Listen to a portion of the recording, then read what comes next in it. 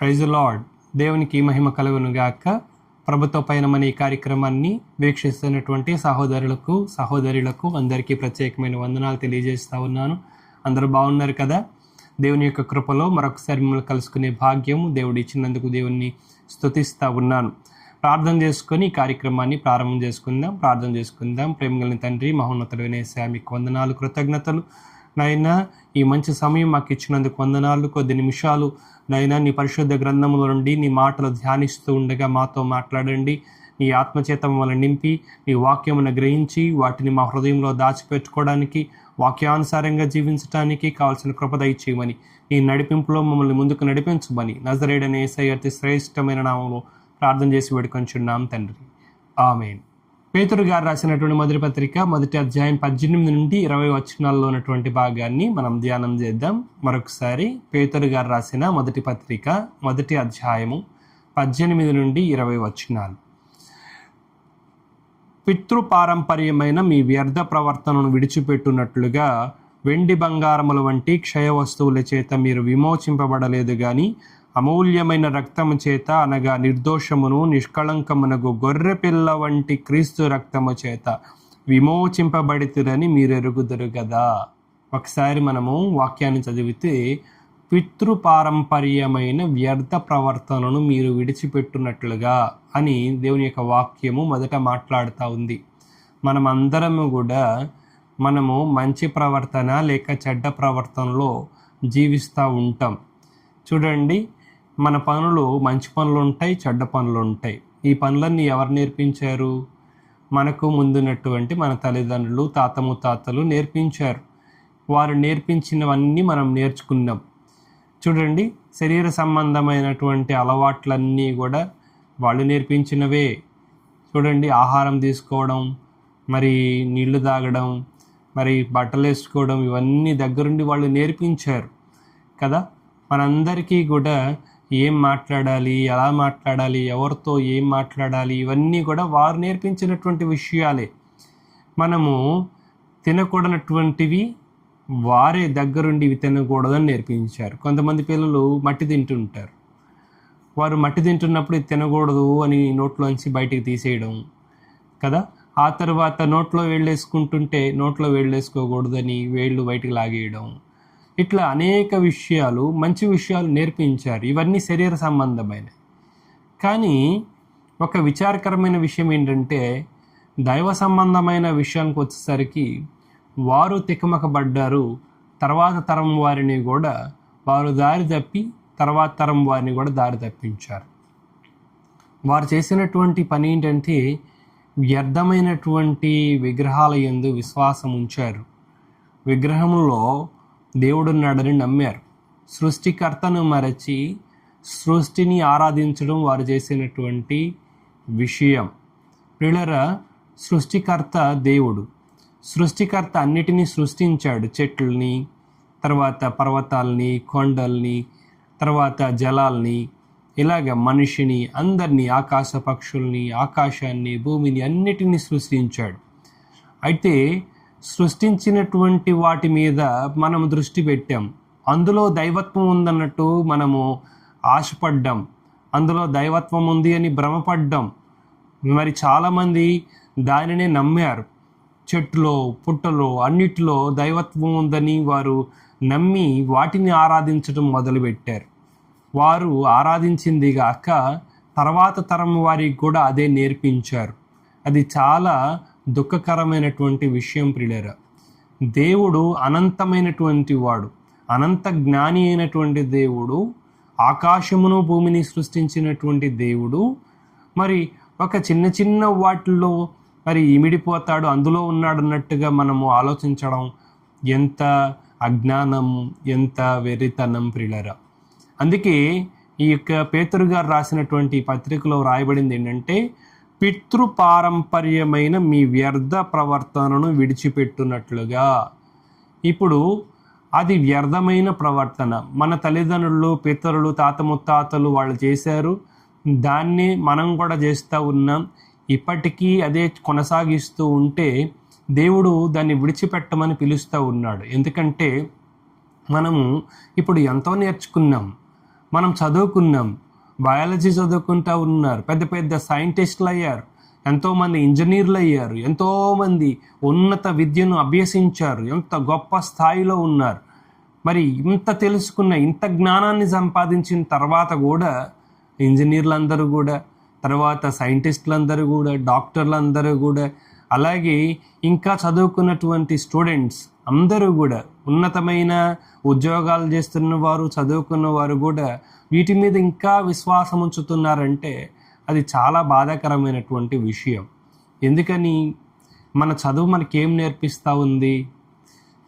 ఈ సృష్టిని సృష్టించినటువంటి దేవుని యందు మనము విశ్వాసము, నమ్మకం కలిగి ఉండాలి. కానీ ఈ సృష్టి యందు విశ్వాసం కలిగి ఉండి, అందులో కూడా మరి ముఖ్యంగా నా సృష్టిని ప్రేమించాలి. కాకపోతే సృష్టిలో దైవత్వం ఉందని, ఆ సృష్టిలో దేవుడు ఉన్నాడని మనం అనుకోవడం అది చాలా తప్పు భావన అనేది ఈరోజు మనం నేర్చుకుంటున్నాం ప్రియులారా.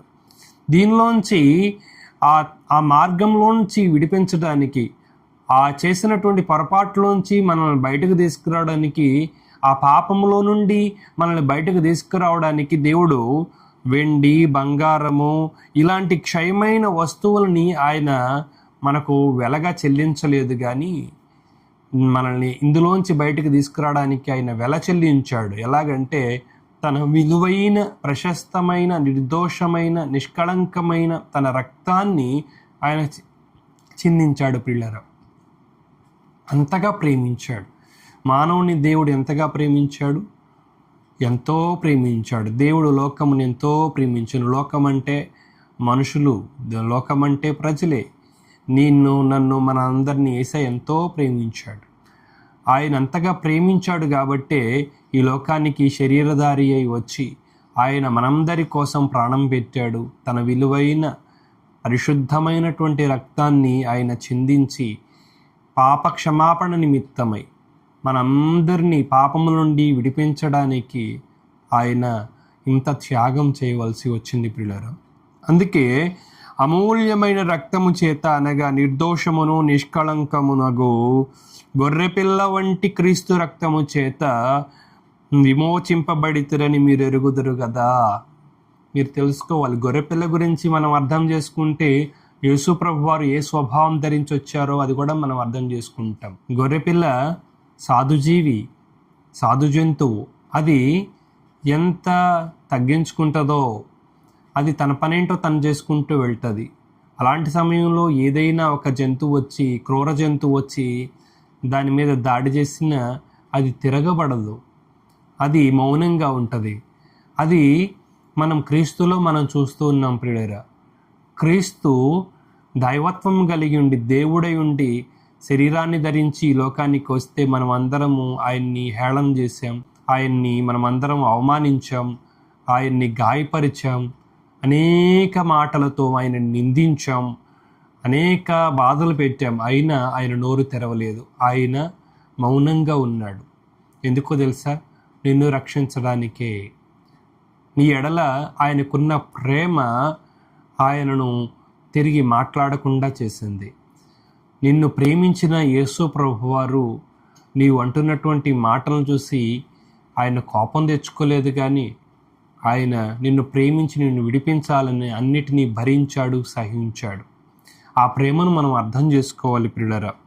ఇక్కడ మనం చూస్తున్నాము, మనమందరము కూడా జగత్ పునాది వేయబడక ముందే రక్షించబడాలి అని దేవుని యొక్క సంకల్పమై ఉన్నది. ఇప్పుడు కాదండి, అనాది ప్రణాళికలో, అనగా జగత్ పునాది వేయబడక ముందే ఎవరెవరు పరలోక రాజ్యంలోకి వెళ్ళాలో వారందరి పేర్లు అక్కడ నమోదయ్యాయి, అక్కడ వ్రాయబడ్డాయి. వాటన్నిటి కోసం యేసు ప్రభు వారు 2026 సంవత్సరాల క్రితం ఈ లోకానికి వచ్చారు. వచ్చి నీ నిమిత్తం, నా నిమిత్తం, మనందరి నిమిత్తం ఆయన తన ప్రాణాన్ని పెట్టడం జరిగింది. అందుకే ఇక్కడ మనం చూస్తున్నాము, మీ నిమిత్తము కడవరి కాలములయందు ఆయన ప్రత్యక్షపరచబడెను. మీ నిమిత్తమే, నీ కోసం, నా కోసం, మనందరి కోసం ఆయన తగిన సమయంలో, తన సమయంలో ఆయన వచ్చి మనందరినీ విమోచించారు. ఆ పాప బంధకముల నుండి ఆయన మనల్ని విడిపించారు ప్రియులారా. 2వ వచనం చదువుతా ఉన్నాను. కాగా మీ విశ్వాసమును నిరీక్షణయు దేవుని యందు ఉంచబడి ఉన్నవి. ఇప్పుడు మన విశ్వాసం ఎక్కడ ఉంచాలి? దేవుని యందు. నమ్మకం ఎవరి మీద ఉండాలి? క్రీస్తునందు. మన కొరకు శ్రమ పడిన, మన కొరకు ప్రాణం పెట్టిన యేసునందు మనం విశ్వాసం ఉంచినట్లయితే ఈ లోక సంబంధమైనటువంటి వాటి నుండి మనము విడిపించబడగలుగుతాం. అందుకే 22వ వచనం ఏం చెప్తుంది? మీరు క్షయబీజము నుండి పుట్టిన వారు కాక శాశ్వతమగు జీవము గల దేవుని వాక్య మూలముగా అక్షయ బీజము నుండి పుట్టింపబడిన వారు గనుక నిష్కపటమైన సహోదర ప్రేమ కలుగునట్లు మీరు సత్యమునకు విధేయులవుట చేత మీ మనస్సులను పవిత్రపరచుకొనిన వారై ఉండి ఒకరినొకడు హృదయపూర్వకముగా మిక్కటముగా ప్రేమించండి. ఇందులో మనం నేర్చుకునేది ఏంటంటే క్షయబీజము నుండి పుట్టినవారు, అక్షయ బీజము నుండి పుట్టినవారు. క్షయబీజం అంటే మరలా మట్టిలో కలిసిపోతుంది, కానీ అక్షయ బీజం అంటే అది మట్టిలో కలిసిపోదు. కొన్ని విత్తనాలు ఉంటాయండి, అవి మొలకెత్తవు, అవి మట్టిలో మట్టి అయిపోతాయి.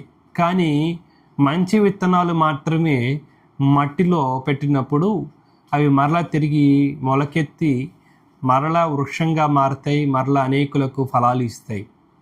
మనమైతే నీ విషయం నా విషయం అయితే మనము అక్షయ బీజము నుండి పుట్టింపబడిన వారం. నశించిపోవడానికి దేవుడు మనల్ని నియమించలేదు.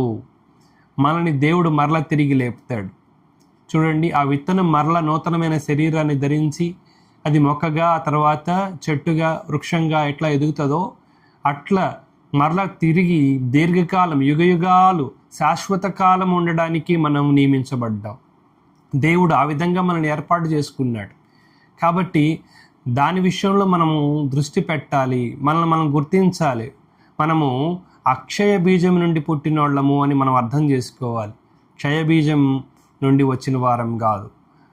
చూడండి, ఇక్కడ వ్రాయబడినటువంటి మరో మాట, మీరు జీవము గల, శాశ్వతమగు జీవము గల దేవుని వాక్య మూలముగా, జీవము కలిగినటువంటి దేవుని వాక్యం, అది కూడా శాశ్వతమైన జీవం. పిల్లరా, మనందరిలో దేవుడు శాశ్వతమైన జీవాన్ని పెట్టాడు. యుగయుగాలు దేవునితో ఉండడానికి మనందరినీ ఆయన నిర్ణయించాడు. ఆ విషయాన్ని మనం గుర్తించాలి. దాని ప్రకారంగా మనం అడుగులు వేయాలి. మనుషులందరినీ దేవుడు ప్రేమిస్తూ ఉన్నాడు. మనం అందరము యుగయుగాలు దేవుని సన్నిధానంలో ఉండాలన్నదే దేవుని యొక్క అభిలాష, దేవుని యొక్క వాంఛ, కోరిక ప్రియులారా. అందుకని మనం ఏం చేయాలి? సహోదర ప్రేమ కలిగి ఉండాలి. అది కూడా ఎలాంటిది? నిష్కపటమైన సహోదర ప్రేమ కలిగి ఉండాలి.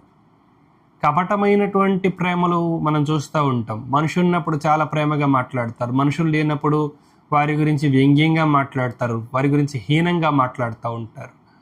కానీ ఈ రోజున నీకు నీ సహోదరుని మీద నిష్కపటమైన ప్రేమ కలిగి ఉండాలి. నిజంగా ఆ ప్రేమలు ఎప్పుడూ ఉండాలి ప్రియులారా. మనిషిని చూస్తే వచ్చేది కాదు, వారి ఆస్తిని లేక డబ్బును చూస్తే వచ్చేది కాదు. వారు పెట్టినప్పుడు ప్రేమించడం, పెట్టనప్పుడు సణుక్కోవడం, ఇవన్నీ లోక సంబంధమైనవి. కానీ పెట్టినా పెట్టకపోయినా, మనిషి కనిపించినా కనిపించకపోయినా ఒకేలాంటి ప్రేమ మనం చూపించాలి. ఇది దేవుని యొక్క ప్రణాళిక. మనమందరం ఎట్లుండాలి? మీ మనసులను పవిత్రపరుచుకోవాలి, సత్యానికి విధేయులు అవ్వాలి. మనసులను మనం పవిత్రపరుచుకుందుముగాక. మన మనసు మారాలి, నూతనం అవ్వాలి. మన మనసులో ఉన్నటువంటి కల్మషాలన్నీ తొలగిపోవాలి, సత్యం క్రిందకి రావాలి. మనము ఇంతకుముందు అసత్యములో ఉన్నాం, మనమందరము చీకటిలో ఉన్నాం, మనమందరము గ్రహింపలేక మనం జీవించాం. ఇక మీదట సత్యం క్రిందకి మనము వచ్చుదుముగాక. మనందరము కూడా మన హృదయాల్ని దేవునికి అర్పించుకుందాం. ఒకరినొకడు హృదయపూర్వకముగాను మిక్కటముగాను ప్రేమించండి. ఎక్కువగా దేవుడు మనకిచ్చిన ఆయుష్కాలం చాలా కొద్దిది. ఈ జీవితం విలువైంది. ఈ విలువైన జీవితాన్ని వ్యర్థమైన వాటితో మనం పాడు చేసుకోవద్దు. పిల్లరా, అన్నిటికన్నా శ్రేష్టమైనది ఈ జన్మ. ఈ జన్మ, మానవ జన్మ దేవుడు ఇచ్చాడు మనకి.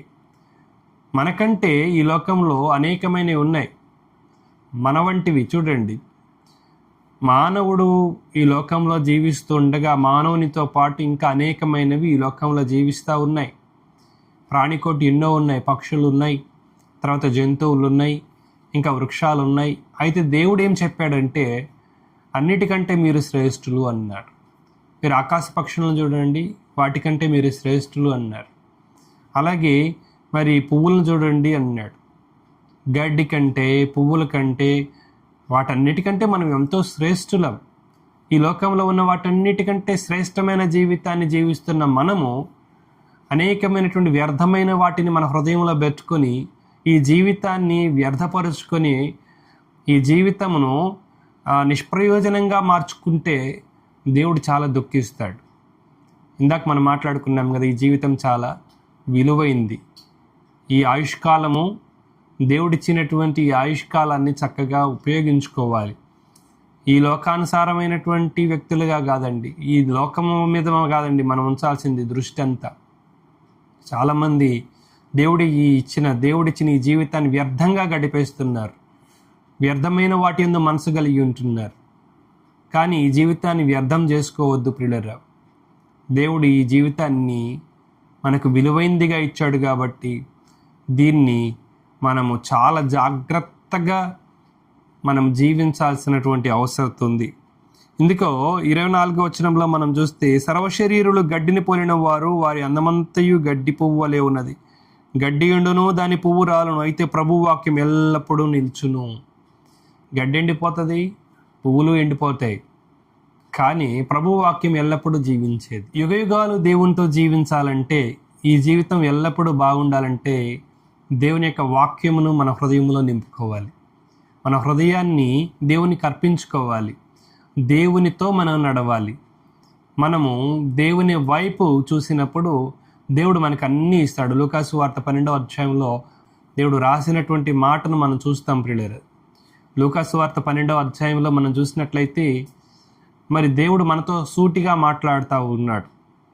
మీరు దేవుని వైపు చూడాలి.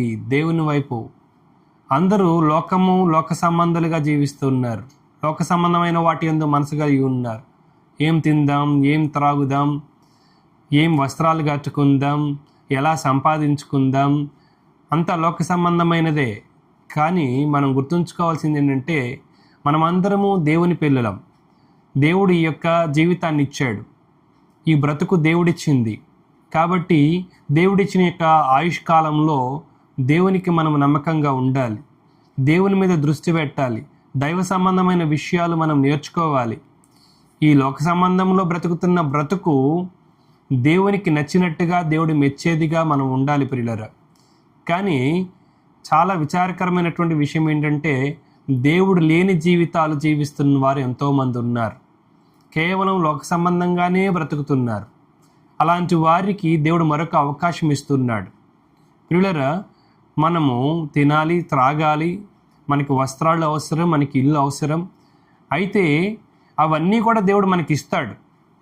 మొదట ప్రాధాన్యత దేవునికి ఇచ్చి దైవ సంబంధమైన విషయాలు నేర్చుకుంటూ దైవ ఆజ్ఞలను మనం పాటిస్తూ మనం ముందుకు వెళ్ళినట్లయితే ఈ లోకంలో మనకేం కావాలో అది దేవునికి తెలుసు. అయితే దేవుడు మనకు సిద్ధపరుస్తాడు.